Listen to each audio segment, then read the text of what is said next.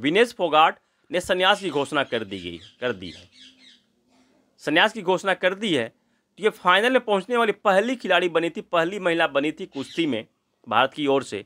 तो आपको बताना है, कमेंट में यह बताना है कि कुश्ती में जो एकमात्र पदक आया था, कांस्य पदक, तो खिलाड़ी का नाम बताना है। 2016 के रियो ओलंपिक में आया था। तो किस खिलाड़ी, महिला पहलवान द्वारा यह कांस्य पदक लाया गया था, यह कमेंट में आपको बताना है। जय हिंद। स्टडी बसेरा के नए वीडियो में आप सभी का हार्दिक स्वागत है। चैनल पर नए तो चैनल को सब्सक्राइब कर लीजिएगा और वीडियो को पसंद आता है तो वीडियो को लाइक और शेयर भी अपने स्टडी ग्रुप में, अपने फ्रेंड के साथ और अपने रिलेटिव में जरूर शेयर करते चलिएगा। चलिए स्टार्ट करते हैं आज का पहला प्रश्न। पहला प्रश्न है, नेशनल जेवलिन थ्रो डे कब मनाते हैं? और जेवलिन थ्रो में नीरज चोपड़ा जी ने रिकॉर्ड बना दिया इस बार भी, जिसके बारे में इसी वीडियो में समझेंगे। तो नेशनल जेवलिन थ्रो डे मनाते हैं 7 अगस्त को। 7 अगस्त को क्यों मनाते हैं? क्योंकि इसी दिन 2021 में टोक्यो ओलंपिक में 7 अगस्त 2021 को नीरज चोपड़ा ने गोल्ड मेडल जीता था जेवलिन थ्रो में, ट्रैक एंड फील्ड इवेंट में। यह इनका दूसरा, भारत की ओर से दूसरा व्यक्तिगत गोल्ड मेडल जीतने वाले दूसरे व्यक्ति थे, व्यक्तिगत पर्सनल रूप से।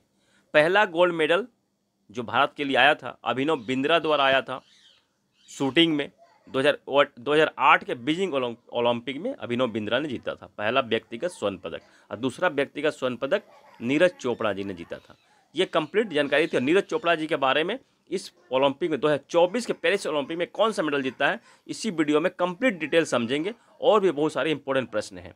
श्री बाबा बूढ़ा अमरनाथ जम्मू कश्मीर के पुंछ जिला में स्थित है। कहाँ? तो लोरान घाटी में यह स्थित है। लोरान घाटी में स्थित है और पुलस्ती नदी के किनारे यह स्थित है, पुंछ जिला के लोरान घाटी में। 7 अगस्त से 10 दिन की यात्रा यह शुरू हो गई है। चलिए नेक्स्ट पॉइंट पे चलते हैं। नेक्स्ट पॉइंट है अस्त्र MK1, अस्त्र मार्क 1। यह मिसाइल है, एयर टू एयर मार्क करने वाली यह मिसाइल है। इसकी क्षमता जो है 80 किलोमीटर से 110 किलोमीटर तक है। ये हवा से हवा में मार करती है मिसाइल। इसका विकसित तो DRDO ने कर दिया है, क्योंकि DRDO एक सैंपल बनाती है, उसके बाद वो किसी कंपनी को बनाने के लिए देती है। तो ये DRDO द्वारा विकसित किया गया इस मिसाइल को। और यह अब जो तैयार करेगी कंपनी, वो भारत डायनामिक्स लिमिटेड, हैदराबाद की कंपनी है। यह कंपनी अब इसको बनाकर तैयार करेगी, जितने भी ज़रूरत होगी भारतीय सेना को वो बनाकर देगी। भारतीय डायनामिक्स कंपनी इसका अब निर्माण करेगी। नेक्स्ट पॉइंट पे चलते हैं। नेक्स्ट पॉइंट है SA-20। यह साउथ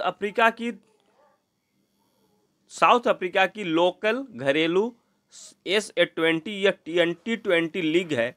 T20 लीग है। जिस तरह भारत में IPL होता है, उसी तरह साउथ अफ्रीका में SA-20 होता है। तो यह भारत की है, साउथ अफ्रीका की है। तो साउथ अफ्रीका में खेलने वाले पहले भारतीय बन गए हैं दिनेश कार्तिक, जो कि भारतीय क्रिकेट टीम के प्लेयर थे। ये पहले बन गए। किस टीम में खेल रही है?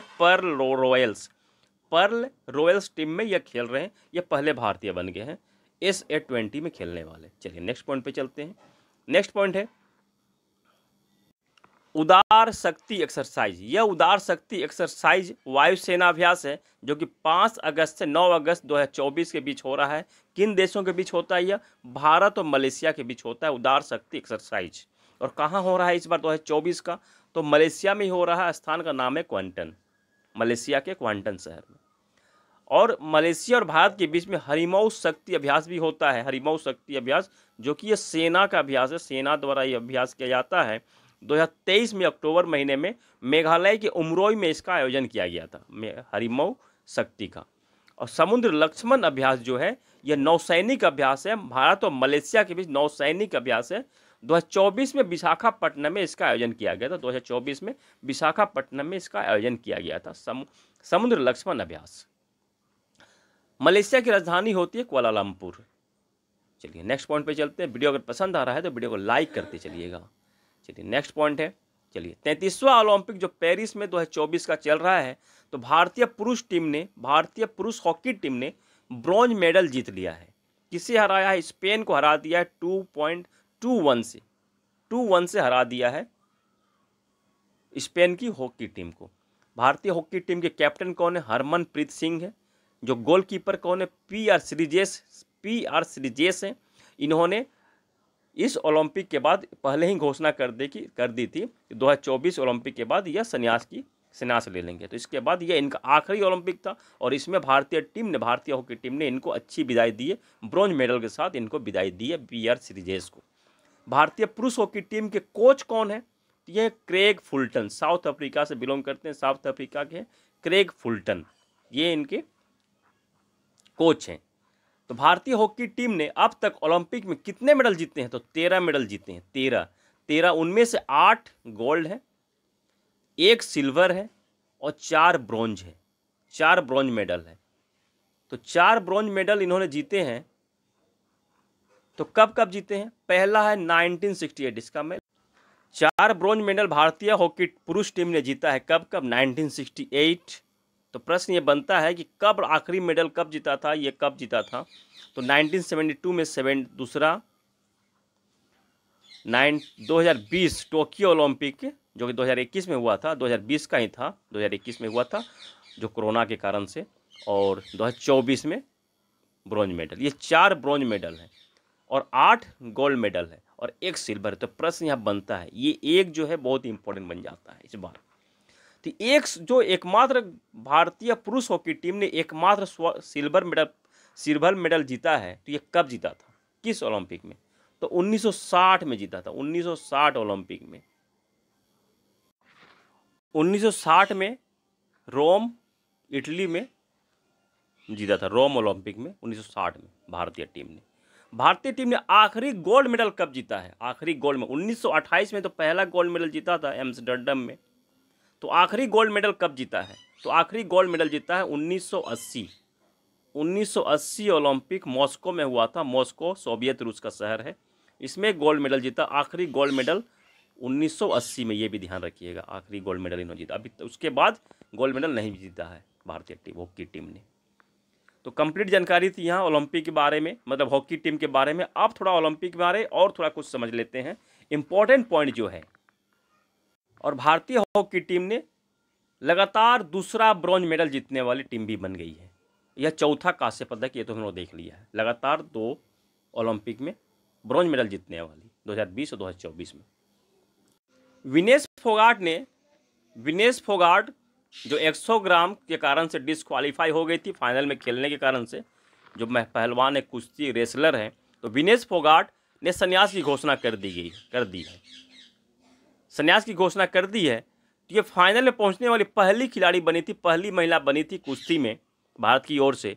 तो आपको बताना है, कमेंट में यह बताना है कि कुश्ती में जो एकमात्र पदक आया था, कांस्य पदक, तो खिलाड़ी का नाम बताना है। 2016 के रियो ओलंपिक में आया था।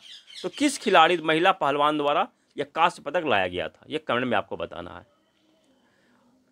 2024 का जो इवेंट है ट्रैक एंड फील्ड, याद रखिएगा, ट्रैक एंड फील्ड इवेंट में अरशद नदीम, पाकिस्तान के खिलाड़ी अरशद नदीम ने रिकॉर्ड बनाया है जेवलिन थ्रो में।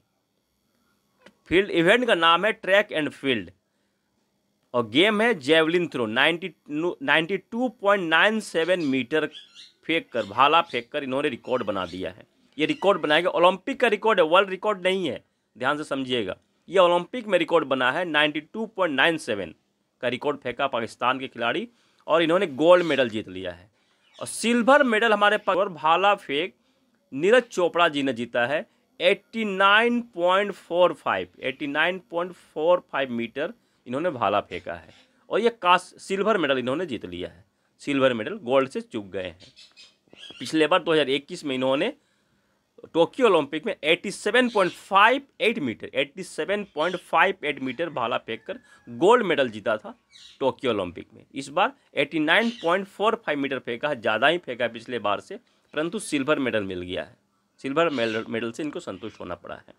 तो अरशद नदीम ने किसका रिकॉर्ड तोड़ा ओलंपिक में? सबसे दूर तक भाला फेंकने का रिकॉर्ड किसका रिकॉर्ड तोड़ा है? तो एंड्रियस थॉर किल्डसन का रिकॉर्ड तोड़ा है। ये नॉर्वे के खिलाड़ी हैं। इनका जो रिकॉर्ड था बीजिंग ओलंपिक के 2008 में 90.57 मीटर का रिकॉर्ड था। इसका रिकॉर्ड तोड़ते हुए अरशद नदीम 1 नंबर पे अब बन गए हैं। यह ओलंपिक रिकॉर्ड है। अब वर्ल्ड रिकॉर्ड किसके नाम है, ये भी तो प्रश्न बन सकता है। तो वर्ल्ड रिकॉर्ड नाम है John Zelezny. John Zelezny check गणराज्य के, चेक रिपब्लिक के ये खिलाड़ी हैं और इन्होंने जर्मनी में एक जेवलिन थ्रो प्रतियोगिता हुई थी, एथलेटिक्स प्रतियोगिता हुई थी, कंपटीशन हुई थी जर्मनी में, उसमें इन्होंने रिकॉर्ड बनाया था कितने मीटर का, 98.48 मीटर का ये इन्होंने रिकॉर्ड बनाया था। वर्ल्ड रिकॉर्ड है यह 98.48 मीटर। ओलंपिक में रिकॉर्ड क्या बन गया, नया रिकॉर्ड 92.97 अरशद नदीम द्वारा। तो अब भारत के पास अभी तक 5 मेडल भारत ने जीत चुके हैं, 5 मेडल भारत ने जीत चुके हैं। इनमें से 3 तो शूटिंग में है, 3 शूटिंग में, 1 हॉकी में और 5वां 4 हो गया, और 1 नीरज चोपड़ा जी द्वारा भाला फेंक प्रतियोगिता में। इवेंट का नाम ट्रैक एंड फील्ड, ये ध्यान रखिएगा। तो 2 मेडल जीतने वाले कौन कौन खिलाड़ी बन गए भारत के, ये भी प्रश्न बन सकता है। 2 मेडल जीतने वाले खिलाड़ी कौन कौन बन गए हैं। तो लगातार 2 ओलंपिक में पदक जीतने वाले खिलाड़ी बन गए हैं नीरज चोपड़ा। लगातार 2 ओलंपिक में पदक जीतने वाले खिलाड़ी बन गए हैं नीरज चोपड़ा। और एक ही ओलंपिक में 2 पदक जीतने वाली बन गई थी इसी ओलंपिक में मनु भाकर। इसे भी ध्यान रख लीजिएगा। यह मैस्कॉट है 2024 का, शुभंकर है, जिसका नाम फ्रीज रखा गया, ये लाल टोपी जो है। चलिए, तो कौन कौन है भारत को रिप्रेजेंट किया जिन्होंने 2 मेडल जीतने वाले। नॉर्मन प्रिचर्ड हैं पहले। नॉर्मन प्रिचर्ड ने 1990 में ब्रिटिश काल में जो पेरिस में ओलंपिक हुआ था, नॉर्मन प्रिचर्ड ने, जो ब्रिटेन के खिलाड़ी हैं, 200 मीटर रेस प्रतियोगिता में सिल्वर पदक मेडल जीता था। 200 मीटर के रेस में, और 200 मीटर के ही बाधा दौड़ यानी कि हर्डल रेस में, 200 मीटर के हर्डल रेस में भी इन्होंने सिल्वर मेडल जीता था। तो 2 मेडल इन्होंने जीता है, 2 मेडल इन्होंने जीता एक ही ओलंपिक में। परंतु ये स्वतंत्रता प्राप्ति के पहले की बात है। यह ब्रिटिश खिलाड़ी भी हैं। भारत की अगर बात की जाए तो एक ही ओलंपिक में 2 मेडल जीतने वाली मनु भाकर है। तो ये प्रश्न को ध्यान से समझना है हमें। और कौन है, सुशील कुमार है। सुशील कुमार 2 मेडल जीत चुके हैं, परंतु ये अलग अलग ओलंपिक में। 2008 के बीजिंग ओलंपिक में इन्होंने कांस्य पदक जीता था, यानी कि ब्रॉन्ज जीता था, और 2012 के लंदन ओलंपिक में इन्होंने सिल्वर मेडल जीता था। तो फाइनल में ये पहुंचे थे कुश्ती, ये रेसलर है, कुश्ती में पहुंचने वाले भारतीय खिलाड़ी हैं। और पीवी सिंधु ने भी 2 मेडल जीता है। इन्होंने 2016 के रियो डी जेनेरियो ओलंपिक में सिल्वर मेडल जीता था। बैडमिंटन के प्लेयर हैं ये। और फिर इन्होंने दूसरा मेडल जो जीता है टोक्यो ओलंपिक 2021 में जो हुआ था, उसमें ब्रॉन्ज मेडल इन्होंने जीता था। पीवी सिंधु ने टोक्यो ओलंपिक में कांस्य पदक, बैडमिंटन प्लेयर है। और मनु भाकर जी के बारे में मैंने तो बहुत बार हम लोगों ने पढ़ा। 2024 के पेरिस ओलंपिक में 10 मीटर एयर पिस्टल में सिंगल में इन्होंने ब्रॉन्ज मेडल जीता। फिर 10 मीटर के एयर पिस्टल में ही मिक्स कैटेगरी में सरबजोत सिंह के साथ इन्होंने ब्रॉन्ज मेडल जीता था। तो एक ओलंपिक में 2 मेडल जीतने वाली स्वतंत्रता प्राप्ति के बाद मनु भाकर बन गई है। ओवरऑल बात की जाए 2 मेडल जीतने वाले एक ही ओलंपिक में, तो नॉर्मन होगा, यह ना हो जाएगा, लाल नहीं होगा, नॉर्मन प्रिचर्ड हो जाएंगे।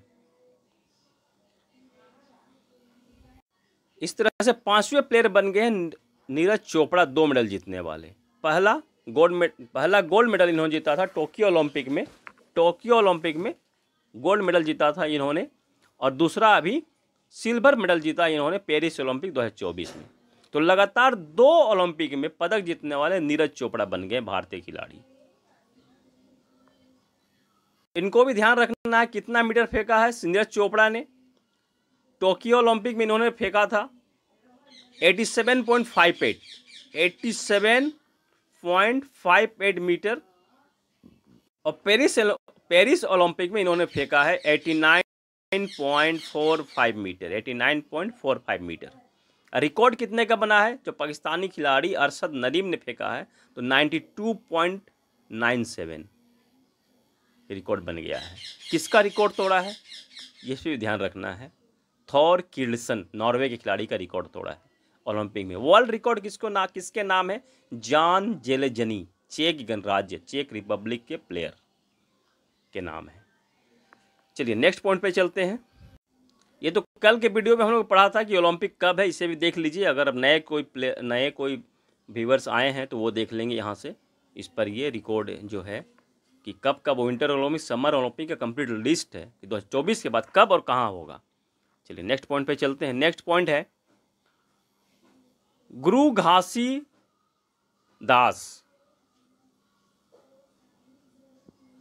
तमोर पिंगला टाइगर रिजर्व, यह भारत का तीसरा सबसे बड़ा टाइगर रिजर्व बन गया है। इसकी घोषणा कर दी गई इसे टाइगर रिजर्व के रूप में। गुरु घासीदास तमोर पिंगला टाइगर रिजर्व, ये कहाँ है? तो छत्तीसगढ़ में है। छत्तीसगढ़ में यह टाइगर रिजर्व है। यह गुरु घासीदास और तामोर पिंगला टाइगर रिजर्व दोनों को मर्ज कर दिया गया है। यह गुरु घासीदास अलग है, पार्क अलग है, और तामोर पिंगला टाइगर रिजर्व जो ये है अलग है। तो दोनों को मर्ज करके इसे सबसे बड़ा, तीसरा भारत का तीसरा सबसे बड़ा टाइगर रिजर्व बना दिया गया है। अब गुरु घासीदास को किस नाम से जानते हैं? किस नाम से जानते हैं? तो संजय नेशनल पार्क के नाम से भी जानते हैं। संजय नेशनल पार्क के नाम से भी जानते हैं गुरु घासीदास नेशनल पार्क को। तीसरा यह बन गया टाइगर रिजर्व। और टाइगर रिजर्व की घोषणा कौन करती है? तो राज्य सरकार द्वारा की जाती है। राज्य सरकार द्वारा किसके सिफारिश पर? NTCA यानी कि नेशनल टाइगर कंजर्वेशन अथॉरिटी, इसके सिफारिश पर राज्य सरकार टाइगर रिजर्व की घोषणा करती है। तो प्रश्न बनता है कि भारत का पहला, क्षेत्रफल के हिसाब से सबसे बड़ा टाइगर रिजर्व कौन सा है? तो नागार्जुन सागर श्री शैलेश टाइगर रिजर्व, आंध्र प्रदेश का ही है, सबसे बड़ा क्षेत्रफल के हिसाब से। दूसरा है मानस टाइगर रिजर्व, असम का है। असम का यह मानस टाइगर रिजर्व दूसरा है, क्षेत्रफल के हिसाब से सबसे बड़ा। कंप्लीट डिटेल हम लोगों ने देखा इस वीडियो में। क्वेश्चन तो और भी हैं बहुत सी इंपॉर्टेंट ओलंपिक के बारे में, इंपॉर्टेंट प्रश्न। तो नेक्स्ट वीडियो में हम लोग उसके बारे में पढ़ेंगे। आज के लिए इतना ही, क्योंकि वीडियो जो है बहुत लंबी हो जाएगी तो आप लोगों को प्रॉब्लम हो सकता है, इसलिए मैं आज के लिए इतना ही रहने देता हूँ। नेक्स्ट वीडियो में कंप्लीट और भी डिटेल कंप्लीट सब हम समझेंगे हम लोग। और एक मैं रेडी कर रहा हूँ जुलाई 2024 का करंट अफेयर्स का कंप्लीट MCQ फॉर्म में एक वीडियो रेडी हो रहा है। वो वीडियो जब रेडी हो जाएगा आप लोगों के पास पहुंच जाएगा, उससे भी एंजॉय कीजिएगा, उससे भी जानकारी इकट्ठा कीजिएगा, अपना टेस्ट दीजिएगा। टेस्ट सीरीज की तरह से आप अपना कमेंट देकर उसमें बताइएगा, अपना टेस्ट कर लीजिएगा। चलिए आज के लिए इतना ही, मिलते हैं फिर नए वीडियो में। तब तक के लिए जय हिंद, स्वस्थ रहें, मस्त रहें, धन्यवाद, जय हिंद।